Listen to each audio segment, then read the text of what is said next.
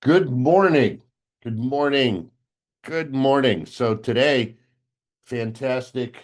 The first of two lectures, really both on the meaning of life, meaning of death, both really the same question. What are we doing here? What is going on? How can we make sense of all of this?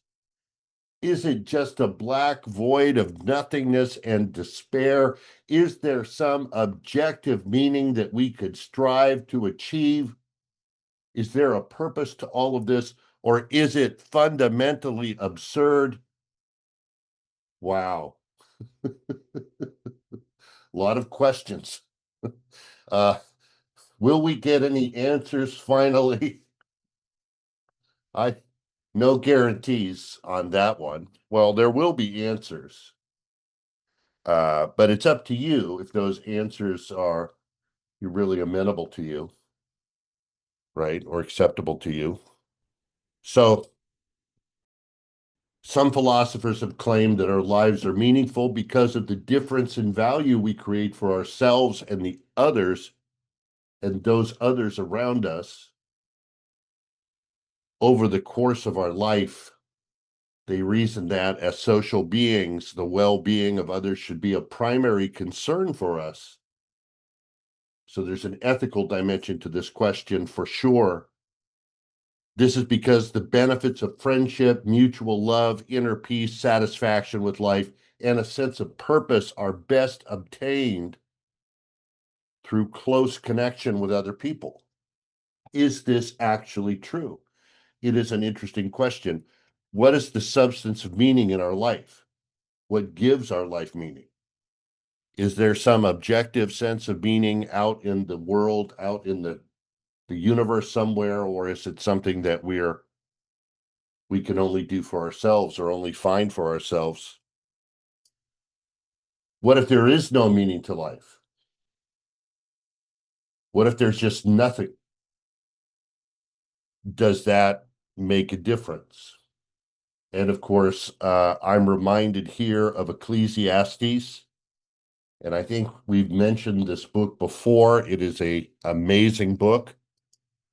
Purportedly, it is written by King Solomon, a person who had, uh, extensive life experience. And over the course of his life, comes to the conclusion that I have seen all the things that are done under the sun. I've seen it all. I've been there. I've done that. And it's all meaningless. It's all a chasing after the wind. That's it, folks. There's nothing out there. And that is a compelling and interesting book. And there are a variety of interpretations, not a lot of answers. I don't know if any of you recognize this. This is from a comic called Peanuts, and it is about the main character, the life of Charlie Brown, who is a kind of everyman. He struggles. He never seems to get ahead, but we can identify with him. And his frenemy is Lucy, and for some reason, she finds her purpose in life to torment him, and she holds this football for him. And every day, Charlie Brown goes to kick the football and she pulls it away from him. Despite failure after failure after failure after failure, Charlie Brown still continues to persist. He tries to kick that football no matter how many times it's pulled away from him, and he falls flat on his face. Folks, sometimes that's how life feels. We struggle every day. We get up, we work hard. For what? No satisfaction, no sense of purpose, no sense of meaning. It's the same repetitive thing every day, failure after failure. And even our successes, even those times where we succeed, sometimes that seems empty and hollow, or the satisfaction that we derive from that is transient. And again, we're left with a sense of purposelessness. Is there anything to this life that can structure it, that can give us a sense of hope, that can allow us to fight on? Let's look at the question's meaning from different philosophical perspectives. This might show us what a good life means in the largest possible context. So let's start with the most, I think, the most obvious philosophy of life. It's enough to feel good. It's enough just to feel good. And so hedonism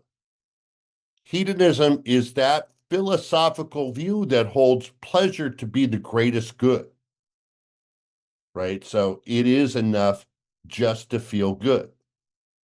And many people would agree with this. And of course, biologically, pleasure is an objective good. And we see the primacy of pleasure in the philosophy of the utilitarians. Epicurus, probably the most famous proponent of hedonism, the Greek philosopher Epicurus, and he was a hedonist. He taught that pleasure was the aim of life. And this is, I mean, many people would agree. We should maximize pleasure. We should try to avoid suffering. This seems normal. This seems natural. Maybe that's all there is. Maybe pleasure is the greatest thing in life. Now, we've talked a little bit about this before, but we should remind ourselves, what exactly does Epicurus mean by pleasure? Certainly, he does not mean we should just do whatever feels good in the moment. That is not the secret to a good life. In fact, Epicurus would argue that is the pathway to dependency and loss of autonomy, addiction, a variety of other things. And so this is not what Epicurus is talking about when he's talking about hedonism. Epicurus is talking about ataraxia. And so the most pleasant life, the life that we should strive to obtain, is a life where we abstain from unnecessary desires and achieve an inner peace and tranquility. So tranquility, peace of mind, that is the greatest form of pleasure. To be free from worry, to be free from care.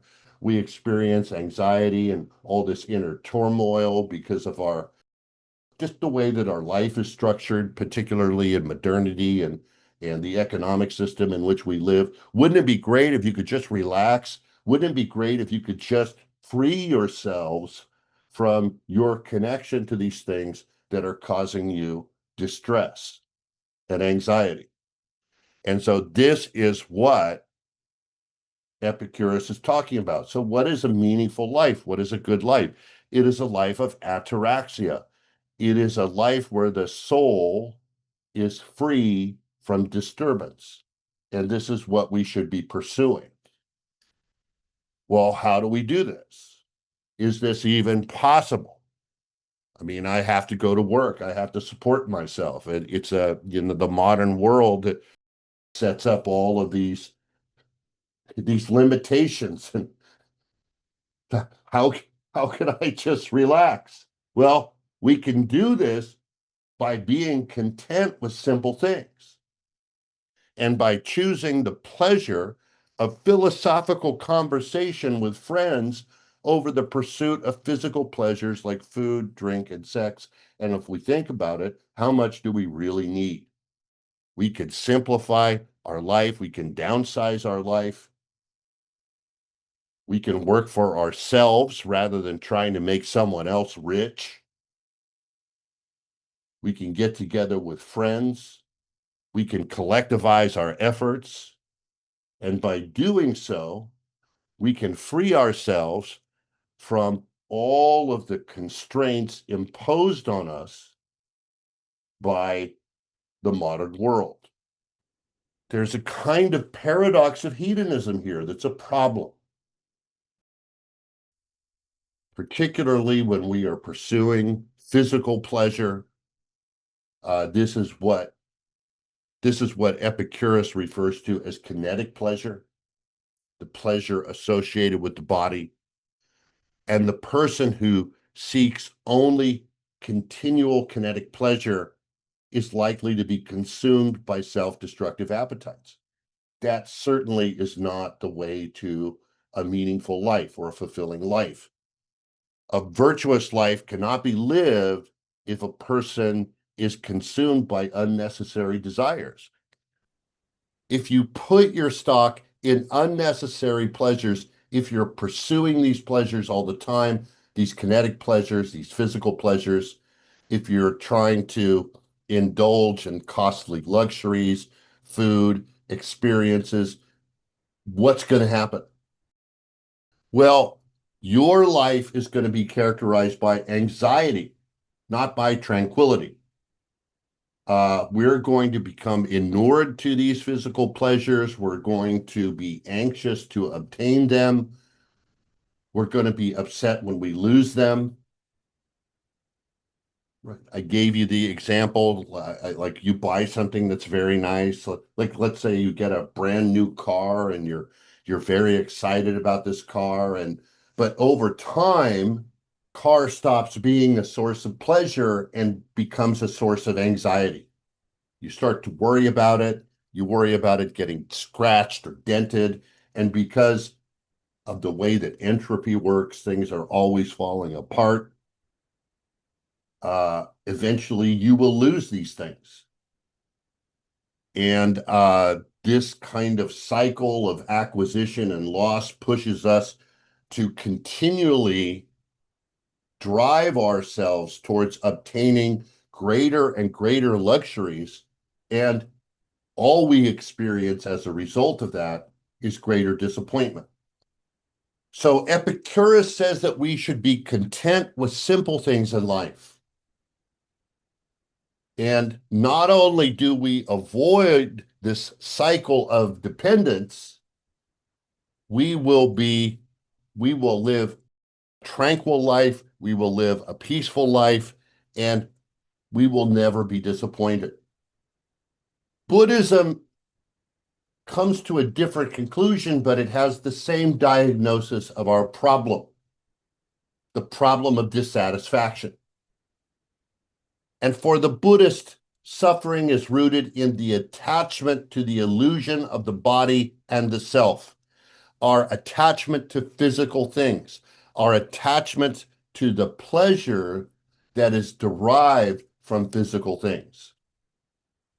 Our suffering is caused by our attempt to hold on to things that are constantly changing, holding on to things that are impermanent. Folks, that is a pathway to anxiety. That is a pathway to suffering. All things are in flux. All things are changing. All things are impermanent. Even our sense of self. Enlightenment is the recognition that everything is in a state of flux, everything is impermanent, that we can't hold on to anything. So we must let it go. So to avoid suffering, we must eliminate the desire for things that are impermanent. We must cultivate mindfulness, wisdom, and compassion to achieve what the Buddhists call nirvana. We must liberate ourselves from this endless cycle of acquisition and loss and the suffering that is attendant to that. Now, this brings us to the question, what is happiness? We talk about happiness and we pursue happiness and we struggle to find happiness, but happiness remains elusive primarily because we don't know how to define it. How would we know we found happiness if we can't define it? How would we even know what to look for?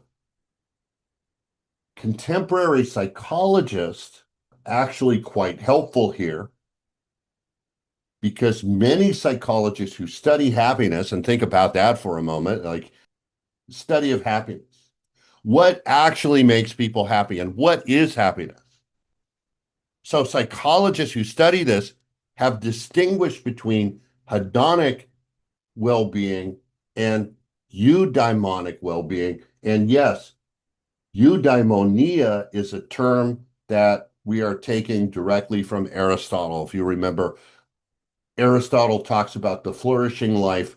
And so contemporary psychologists distinguish between a life of physical pleasure and a life of flourishing. And so we talk about hedonic well-being and eudaimonic well-being. Hedonic well-being is a life focused on physical pleasure. And this is what most people mean when they talk about being happy. Most people are referring to a state of physical pleasure. And so hedonic well-being focuses on increasing pleasure and decreasing pain. It revolves around current, short-term, transient feelings or emotions. So how am I feeling now? Am I feeling good? Am I experiencing pleasure? Am I in pain? Am I suffering? These are all criteria for evaluating hedonic well-being. Now, there's nothing wrong with this unless you try to structure your entire life around hedonic well-being. Then there are problems. So for people who equate happiness with physical pleasure, there are certain problems that are attendant to that. Pleasure is transient. It's not permanent. It's not ever permanent. Feelings of satisfaction and pleasure are transient. That is the way that the dopaminergic reward system operates in humans, operates in every sentient animal. Feelings of pleasure and pain are shaped by natural selection, and pleasure in particular are shaped by natural selection to be fleeting. And this is an important point to understand. Pleasure is nature's way of shaping behavior. Pleasure is nature's way to encourage an organism to engage in adaptive behaviors, behaviors that are conducive to reproduction and survival. And so pleasure has to be fleeting so that the ensuing sense of dissatisfaction will motivate that organism to pursue the same adaptive behaviors over and over again. And this is insidious. And when you realize this, I think you will see immediately why pleasure is not a pathway to a meaningful life. There's also the problem of hedonic adaptation. Repeated exposure to a stimulus reduces the effective impact of that stimulus and substantial emotional events. So we always want more. Our appetites never go away. We are never satisfied. We continually chase for more and more pleasure, but as we accumulate more things, we experience no permanent gain in happiness. We just adapt to our new situation. And this, again, is an explanation for why many of us feel that no matter how hard we work and how much we struggle, we just never seem to find that sense of permanent satisfaction. Again, the structure of our brain, the structure of our nature is working against us. And psychologists actually have a term for this. They call it the hedonic treadmill. No matter how much we obtain, no matter how much we achieve, it's never quite enough for an enduring feeling of satisfaction. We always want more.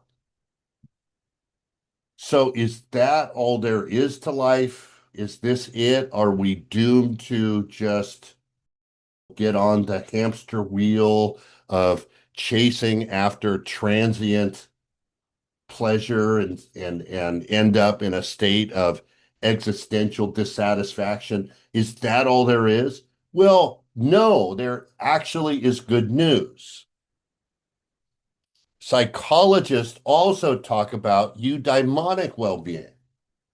And so eudaimonia, and this is a person's satisfaction with their life, irrespective of their current emotional state.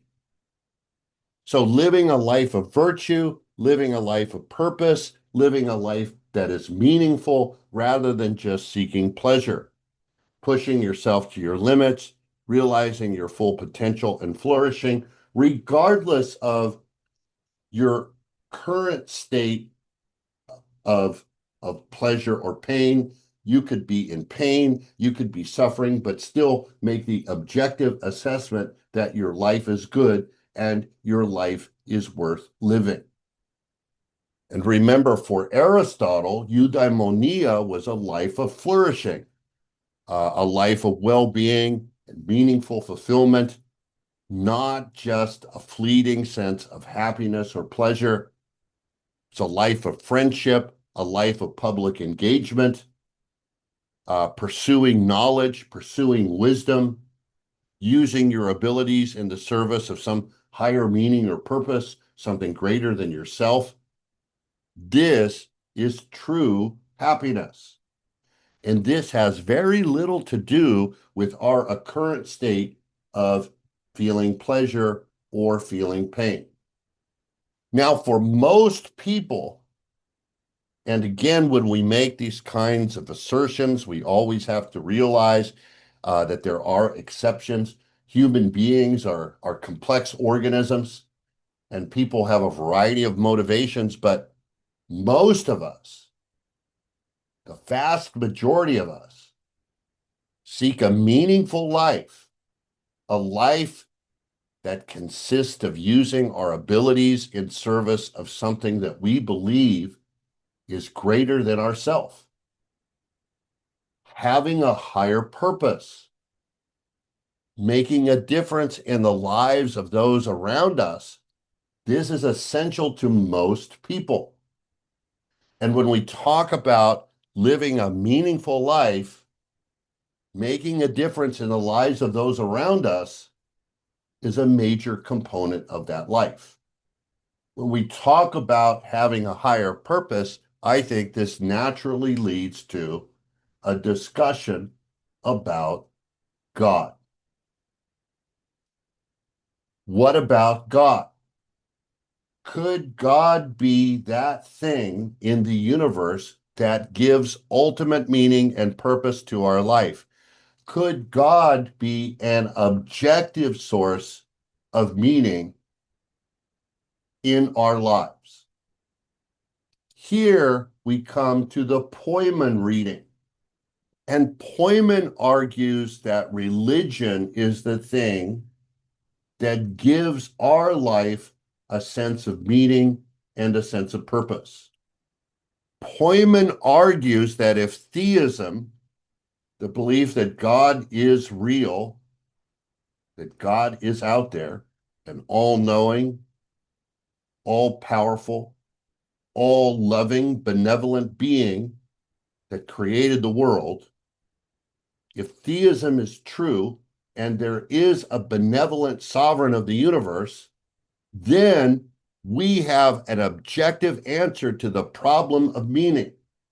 We know objectively what makes life meaningful. God. God grounds objective meaning, and only God can ground objective meaning, value, and purpose. Otherwise, our values simply collapse into personal preference or social convention. And that's not an objective basis for meaning. So if you want to know or discover your objective purpose in life, all roads lead to God. So let's look at his arguments. One, if theism is true, if there is a benign sovereign of the universe, we have a satisfying explanation for our origins and the origins of the universe. Additionally, we know how the universe is sustained. God gives us an answer. If theism is true, then the universe cares about us. And the universe is imbued by its creator with objective meaning. In contrast, the naturalist views the world and the universe as a place devoid of meaning. Simply is nothing out there objectively that can structure our lives, that gives purpose to our lives. It is just a black, empty void of indifference. Two, Poyman argues that if theism is true, then the universe is suffused with goodness, and good ultimately will win out over evil. This is a powerful argument because if there is no God, then as Dostoevsky argues, all things are permissible. And there is no ultimate sense of justice. And human beings are on their own. And this is a very disturbing idea because there are terrible people who do terrible things in the world. And if God is not real, then there is no sense of ultimate justice. Those people will never be held accountable. Only God can ensure that justice will be done. And only through God can we know that good will ultimately triumph over evil. From a naturalistic perspective, in a meaningless universe, nothing ultimately matters. And there is no accountability. And that is a very, very hard thing to live with. Three, God loves and ultimately cares for us. We recognize that God loves and cares for us regardless of who we are. This motivates us to be worthy of his love by being moral creatures. In contrast, secularism does not recognize this cosmic love, and so there's no motivation to be moral. And here we're going to quote Poyman, from a secular point of view, morality is not only stupid, it is anti-life, for it gives up the only thing we have, our little ego, in an impersonal, indifferent world. Now, here I have to say that this is a simplistic argument. I don't find this argument to be persuasive at all, because there are many, many moral motivations, as we've been talking about all semester, and Poyman just seems to be willfully, making an argument in bad faith here. Theists have an answer to the question, why be moral? Since God loves us and justice is guaranteed, everyone will get exactly what they deserve. Thus, you have a reason to be moral. Doing good deeds is in your self-interest. Now, again, even if this argument is true, the naturalist can make the same argument that acting morally is in one's own self-interest. Secondly, this seems to kind of denigrate the true moral motivation that most religious people have. So again, I think this is a pretty weak argument.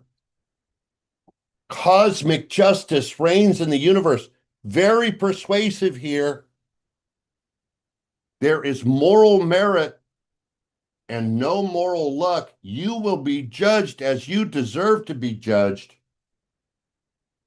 The naturalist, the materialist has no answer here, because in a universe devoid of God, there is no ultimate accountability. And so it's up to us, and we're imperfect and not in a position to ensure that everyone is treated fairly or everybody gets what they deserve. And that is a terrible place to live and a terrible world to live in, where we're responsible for cosmic justice.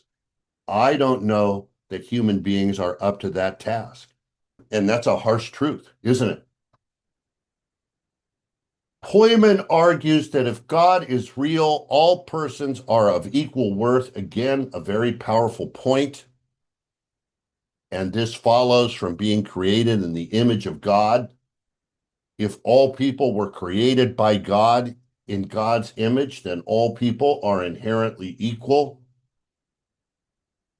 In contrast, secularism has no justification for equality, since it is obvious that individuals are not created equal. This is not a world that is characterized by equality. In fact, it's a world that is characterized by very harsh inequalities, most of which are not merited at all. And again, that's a difficult world to live in. Doesn't make it true that God exists, but again, this is a powerful idea. Finally, grace and forgiveness. We can be forgiven by God for all our deficiencies and failures. And there is ultimately an eschatology here as well. There is life after death. There is a purpose to this. This all leads to salvation and eternal life. We will all live forever in a blissful state. Needless to say, the naturalist, the materialist, cannot promise anything of that kind. When life ends, it simply is over. No afterlife. Now, there are objections to Poyman, and let's look at those objections. One, many people seem to live very meaningful lives without God or without religion. And that's just a fact. So there are a lot of people out there who figure out how to do this without theism, and many theists aren't inoculated from depression or anxiety or a feeling of purposelessness. Two, Euthyphro's dilemma. Is life meaningful? This is a variation on Euthyphro's dilemma. Is life meaningful simply because God wills it so? So it's completely arbitrary? Or does God recognize certain things as meaningful because they are independently valuable? Right? Again, a variation of Euthyphro's dilemma. Are we just then God's puppets? If our purpose is imposed externally by God, that seems to make our lives less meaningful, not more, because we just are tools. We're cogs in God's great machinery. We're just instruments for God's plan. We're not autonomous creators of our own purpose. So that seems to make us just puppets. Finally, if God is to justify our own existence, then God's existence must be meaningful in itself. But nothing can be self-justifying in this way, since we are always capable of questioning every justification. After all, why does God exist? What makes God's existence meaningful? Now, the theist might respond by saying that God is a perfect, complete being that is the source of meaning itself. So God, the idea of God, does not need any justification. God is self-justifying. But even if God is a perfect being, even if God simply is, God is just another arbitrary fact about the universe that we find ourselves confronting. The fact that God exists is not meaningful in and of itself, and so cannot give us meaning in any way. If God is just an arbitrary fact about the universe, God cannot give meaning to our life. God might have a plan for us, but God's plans are just as meaningless as everything else that exists in this universe. Dr. Frankenstein had plans for the monster he created. Did those plans make the monster's life meaningful? Because Frankenstein's monster was made by a creator, and that creator had a purpose. So is the monster's life meaningful because of that purpose? Doubtful. This is a toy from my childhood, and it was a pretty messed up toy. It was an ant farm, and it was a little kind of clear container, and that had sand in it, and you put ants in here. And the ants just kind of carried about their little activities. And I think when I think about this problem of meaning, I think about imagine that these little ants were going about their life, and one of the ants became depressed and started complaining, like, we do the same things every day, and it just doesn't seem like there's any purpose to life. And another little ant came up to him and put his little ant arm around him and said, "Don't worry. Don't worry. Because if you look up into the sky, there are giant creatures who take care of us. And that gives our life purpose." You see how ridiculous that sounds? We can't give purpose to the lives of the ants if we can't give purpose to ourselves. Doesn't make any sense. So, what if there is no meaning in life? Where does that leave us? This brings us to Arthur Schopenhauer. And Schopenhauer argues that life is fundamentally meaningless because our existence is driven by a blind, irrational force he calls the will. And the will is an endless striving that underlies all nature and human desire. So all of our desires, our struggles, our challenges as we try to figure out how to survive and thrive in this world, it all comes down to this blind, irrational force, the will. Human beings are creatures of endless desire, constantly wanting, constantly needing, constantly striving. Our desire produces suffering. Thus, life is structured by dissatisfaction. And again, this resonates with what we know from neurobiology and the dopaminergic reward system. Desire produces suffering. Life is structured by dissatisfaction. Even when we get what we want, that satisfaction is only temporary. It's transient. It fades. Human existence swings like a pendulum between pain and boredom. Because in life, there is no final satisfaction. There is no ultimate purpose, and there is no rational cosmic order. Schopenhauer does not think life can be made meaningful in a conventional sense. Instead, the highest wisdom is learning to withdraw from desire. Here, this resonates with Buddhism. We can withdraw from our desire and therefore minimize our suffering. That is the best that we can do. Additionally, this will lead us to recognize that everyone else suffers in exactly the same way that we do. Our existential condition is the same, and this engenders a sense of solidarity.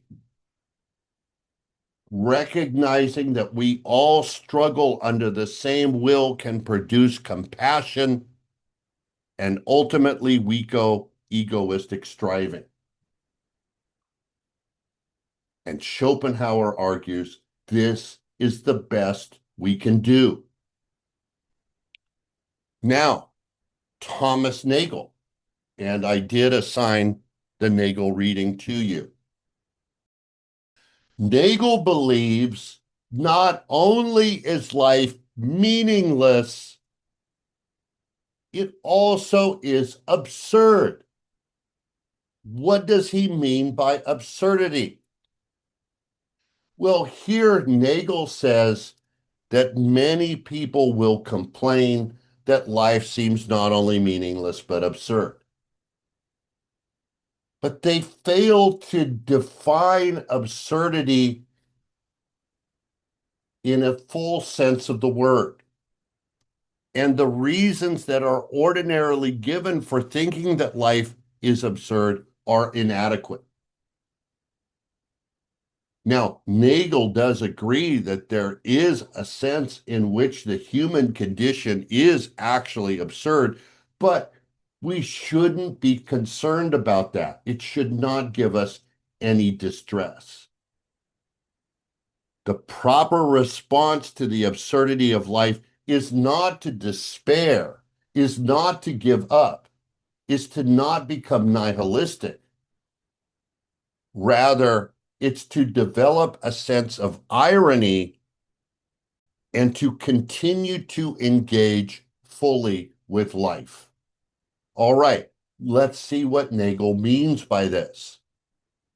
Now, Nagel argues that the reasons that most people give for life being absurd are inadequate. Okay, so what does he mean by this? Well, the first justification that people give is that life is absurd because nothing we accomplish will matter in the distant future. And here, this is a picture from a movie. It's a very old movie called The Planet of the Apes. And this illustrates this point exactly. The Planet of the Apes is about an astronaut who leaves Earth only to find himself on a planet that is ruled by apes. There are human beings, but they're really nothing more than animals. Apes have an advanced civilization, and they treat humans abysmally. And the astronaut is captured by the apes and he's treated very poorly, but he manages to escape and he tries to find his way back to his ship so he can return to Earth. But then he sees this, the ruins of the Statue of Liberty. And he realizes in that moment that he has never left Earth. He simply has returned to Earth far in the future. And it is a future where everything that humans have produced is a ruin. And all the achievements of human civilization have been forgotten. And so nothing we accomplish will matter in the distant future. Now, Nagel says this might be true. But if this is so, then it must also be true that what happens in the distant future should not matter to us now. So it doesn't make any difference. This is not what makes life absurd. Well, maybe the shortness of life makes it absurd, or the relative smallness of a human life makes that life absurd. But again, Nagel says this cannot be true, because if life were longer, it wouldn't be any less absurd. What does make life absurd? Nagel argues that the sense of the absurd arises from two contradictory tendencies in ourselves. On the one hand, we take our lives and our projects very seriously, and we cannot avoid doing so.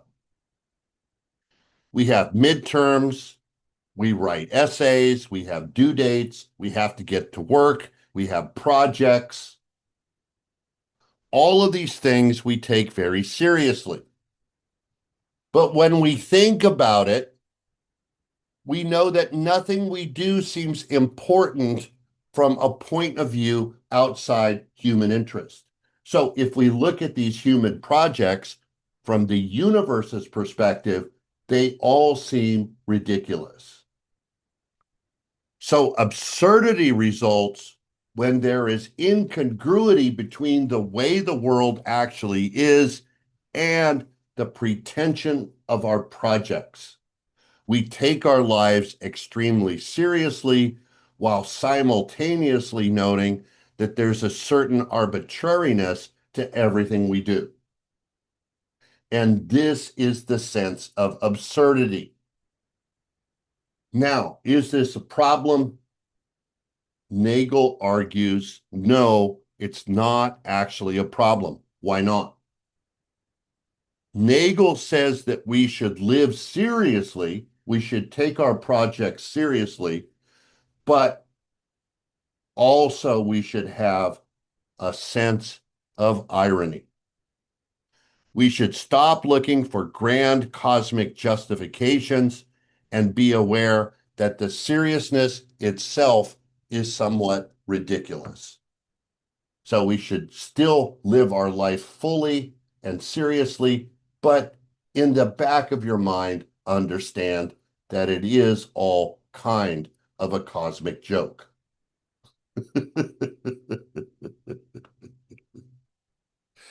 All right, existentialism. You know, we can't talk about absurdity without talking about Albert Camus. And Camus, as we remember, when we talked about existentialist ethics, for Camus, the only serious philosophical problem was the problem of suicide. If life has no meaning, does that mean that life is not worth living? And of course, we know that for Camus, the answer was not suicide. The answer was not nihilism. The answer was to live your life as fully and as passionately as you could. Now, Camus was a tremendous philosopher, writer, and journalist. a great philosopher. He writes wonderful short stories and novels. And one of my favorites is called The Plague. It's a short story called The Plague. Now, Plague tells the story of medical workers in an Algerian city that is swept by a plague. Each character understands that death is inevitable, and whatever choice they make is ultimately going to be futile. So the play examines the struggle to find meaning in an absurd world, right? The story examines the struggle to find meaning in an absurd world. Each of the characters in the story has a different approach to the problem of absurdity and meaninglessness. Now, the city is quarantined and the plague is coming and there's nothing that can be done. What choice do you make under these circumstances? And of course, this is a metaphor for our own existential situation.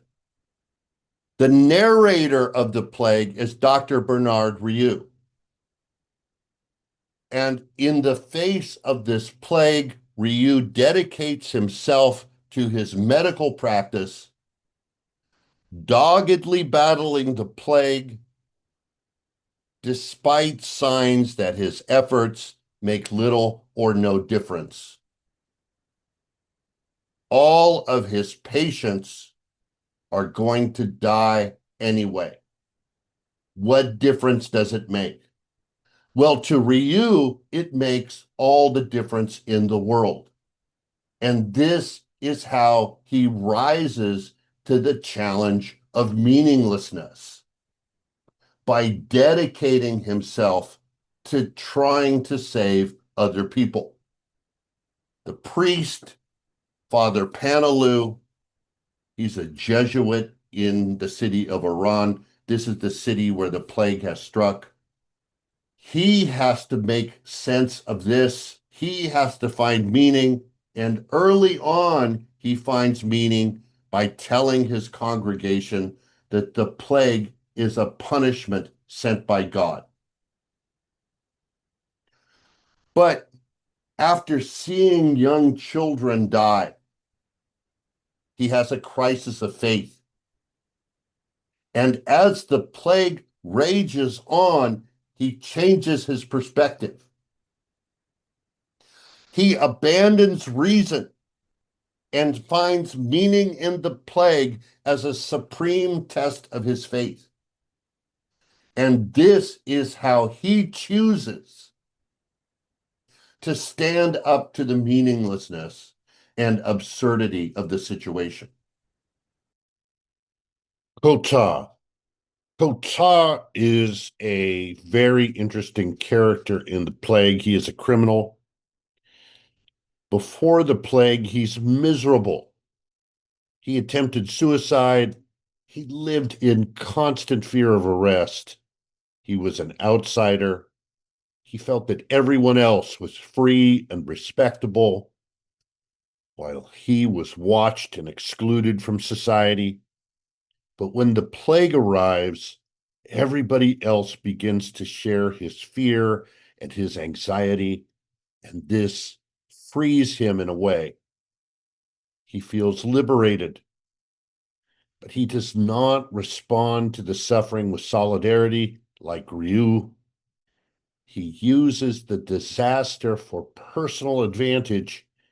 He begins a profitable smuggling trade. In a way, his connection with others is dependent on their misery. Camus suggests that suffering does not automatically make people virtuous. It can produce solidarity, but it can also encourage exploitation, resentment, and indifference. Finally, we have Joseph Grand. And Grand was an elderly civil servant who finds meaning by writing a book about the plague. He wants to keep a kind of historical document of what the plague has done. But because he wants to create the perfect manuscript, he never gets beyond the opening line. Yet every day he works on this book.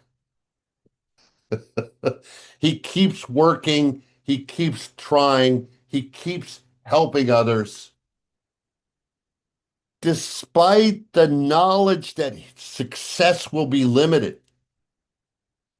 and that maybe all of this is futile. In this sense, Grand embodies Camus' ethic of rebellion.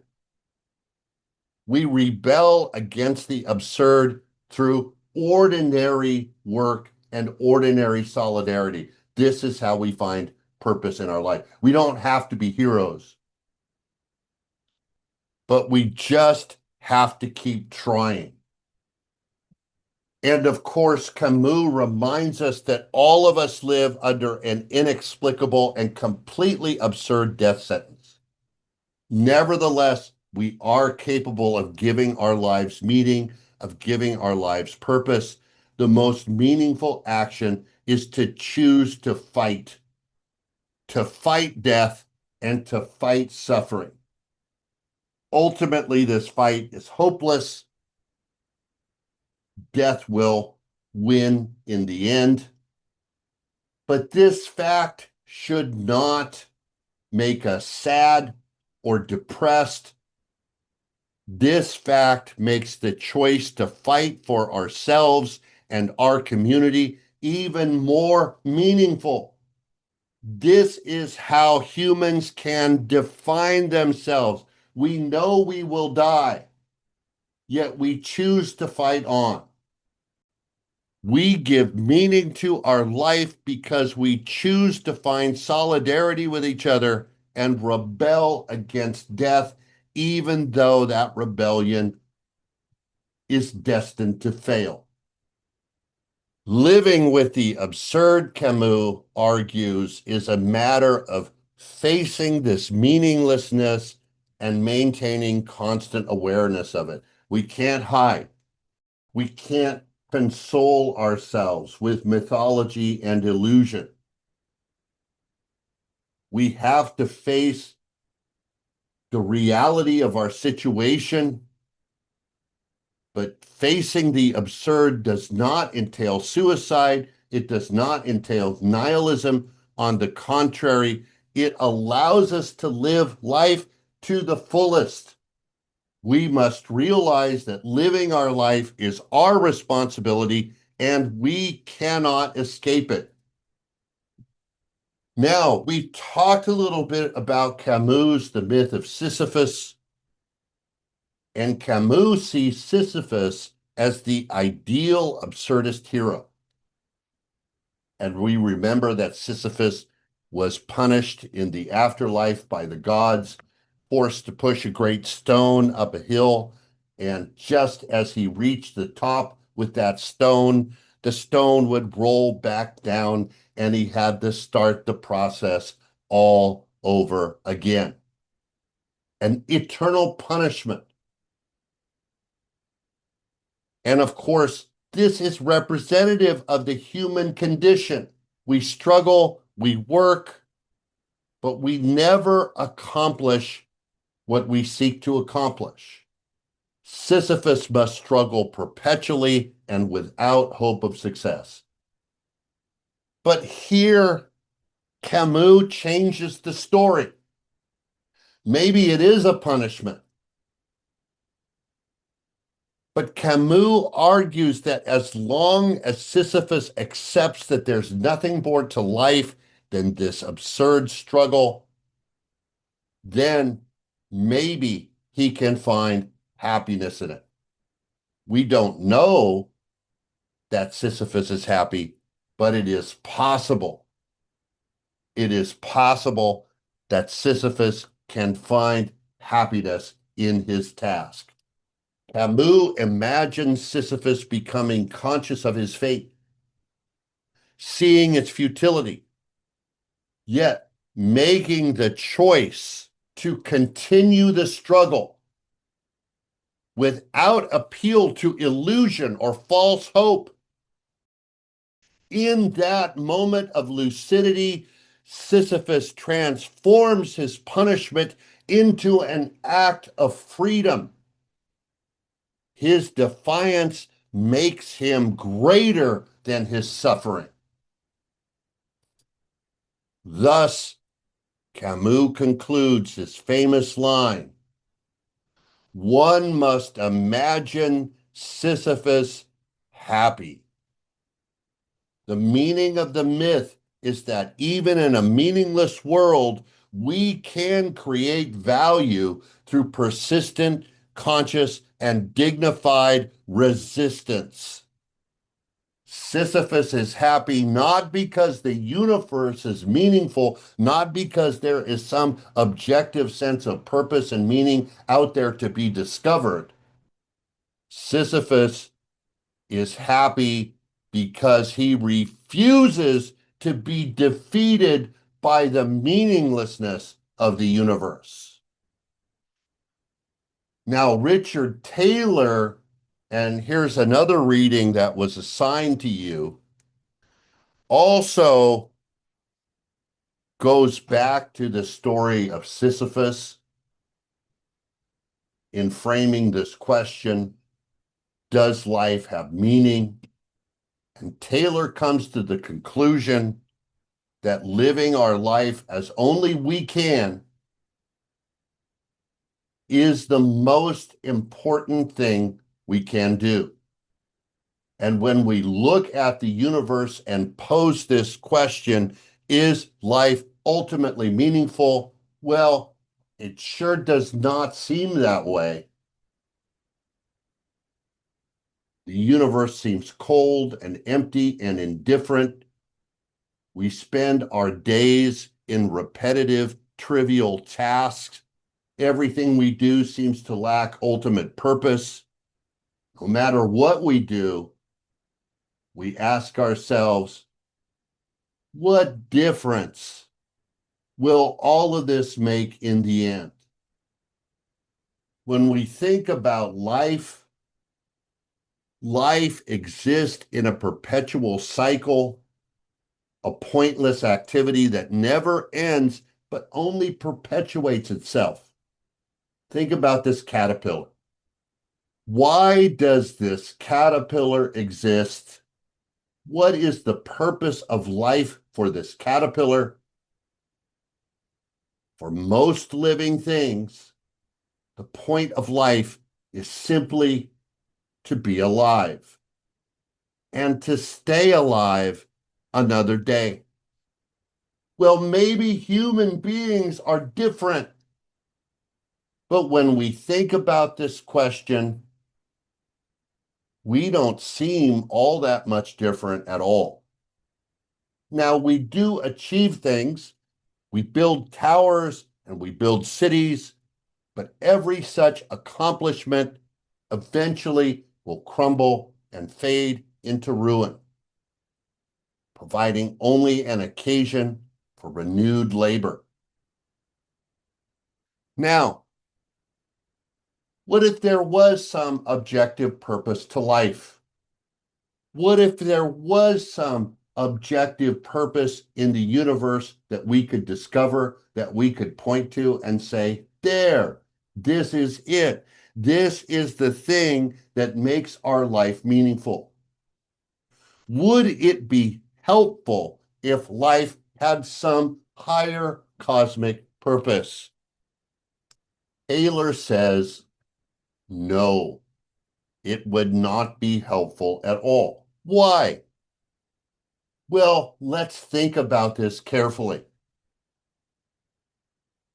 Let's say life does have some objective ultimate purpose. Then it must be either possible to achieve that purpose or impossible to achieve that purpose.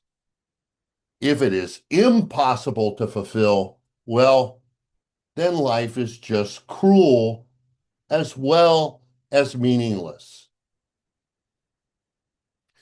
But even if it is possible to achieve that objective purpose, After we had fulfilled that purpose, our life would be meaningless again. There would be no more point to living. So even if life does have an ultimate purpose, it really doesn't matter. Imagine, I know this is a ridiculous example, but imagine objectively the purpose of life is to climb this mountain. Well, if it's not possible to climb the mountain, then life is just cruel. But if it is possible to climb the mountain, and we do climb the mountain, guess what? We have achieved our purpose in life, and now our life is meaningless again.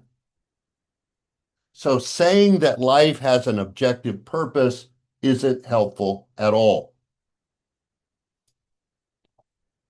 So what does Taylor say? What are we supposed to be doing here? Taylor argues that we should focus on the process, not the result. Meaning comes from doing what is in our will to pursue. Humans find meaning when they are engaged in activities that satisfy their deepest drives, their deepest passions, and their nature. A meaningful life is one where a person is actively pursuing the things that they genuinely care about. That is where you will find the meaning of your life. Taylor says, imagine, for example, going back to Sisyphus. Imagine that Sisyphus had a great passion for rolling rocks up a hill. Then it would not really matter if he made it to the top. Why? Because this is what he finds joy and satisfaction in, pushing that rock, putting his hands on that rock, and pushing every day.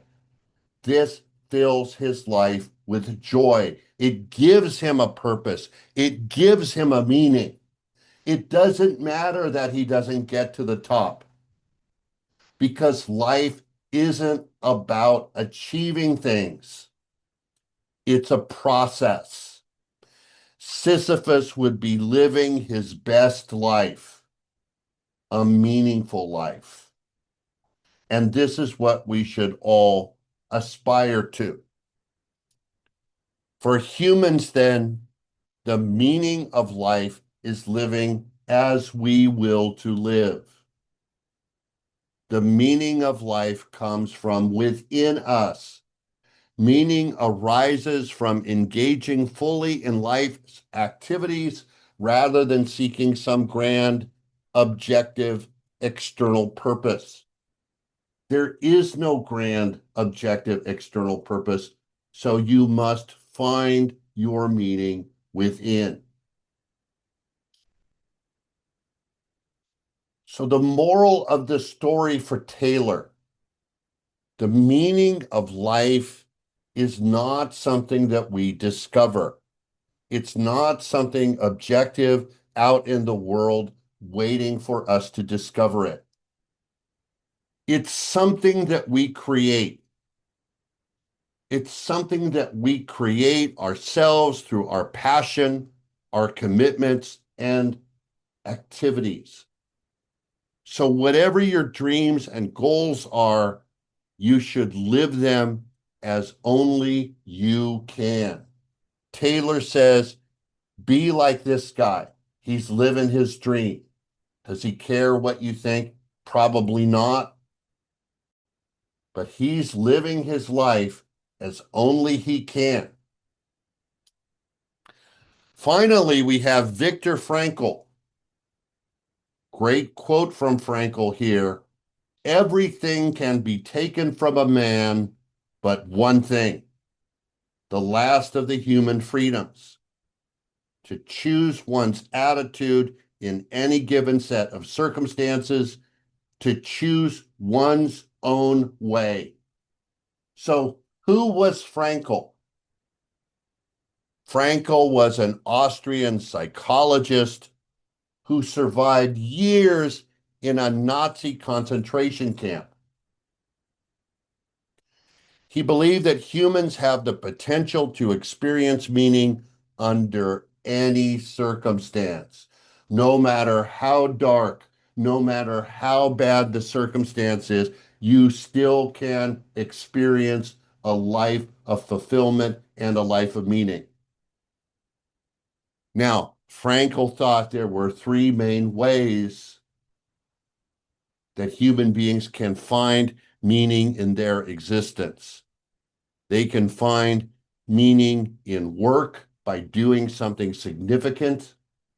They can find meaning in love by caring for another person. And they can find meaning in courage by confronting their pain and their suffering and responding to it in a positive way. And so these are the three ways that humans can experience meaning. And so let's look at them in more detail. Meaningful work. When Frankl arrived at the concentration camp, he had his life's work with him. A manuscript of all of his thoughts and ideas, and of course, the guards destroyed it. But he kept these ideas in his head, and he vowed to rewrite the book because he knew that it was something only he could do. This belief kept him from losing hope. And ultimately, he did finish that book. Not only did he survive the camp, he did finish his great work. And it was Man's Search for Meaning. And I encourage all of you to read this book. Love. Love is the only way to grasp another human being in the innermost core of their personality. No one can become fully aware of the very essence of another human being unless they love them. And so love is the ultimate goal that we all aspire to, even if we have nothing else. Frankl argues that love may save us. Now, in his own experience, when he arrived at the camp, he was with his wife, whom he loved very much. But they were separated, and Frankl later found out that his wife had been murdered by the guards almost immediately after they had arrived at the camp. But to Frankl, that didn't actually matter, because true love transcends the physical. It can even overcome death itself. Frankl carried his love for his wife in his heart, and that love allowed him to survive all of the deprivations he suffered. Finally, there's courage. We must have the courage to face our own suffering. Life will be filled with suffering. You may not find yourself in a concentration camp, but you will suffer. You will have to endure pain. And if there's meaning in life at all, then there must be a meaning in your suffering. And it is up to you to determine that meaning. That is your responsibility. Suffering is an ineradicable part of life, even as fate and death. Without suffering and death, human life would not be complete. So we must find a way to make sense of that. The way in which we accept our fate and all the suffering it entails gives us the opportunity, even under the most difficult of circumstances, to add a deeper meaning to our own life. Frankl tells the story of being in the work camp and seeing a fellow prisoner transfixed by the sight of a sunset. And it was if he had never seen a sunset before. And in a way, he had not. Because Frankl said before that moment, he could never truly appreciate just how beautiful the world still could be, even from inside a concentration camp. There is still moments of transcendence and sublimity if we only look for them. So Frankl says, in conclusion, that we should not ask, what is the meaning of life? We should not ask, what is the meaning of life? It is life that poses the problem and asks the question of us. That is our responsibility. The purpose and meaning of life cannot be discovered out there somewhere in the universe. Rather, the universe looks at us and demands an answer. And that is our responsibility to rise to that challenge. It is our responsibility to find the right answer to life's problems and to fulfill the task which we face every day. All right. Wow. All right. One more lecture to go, and that is on death. And so I thank you guys for spending this time with me, and I appreciate it. And like I said, one more lecture to go, and then we are done. And please remember that you have until the 15th to get your work in. And I'm grading as fast as I can.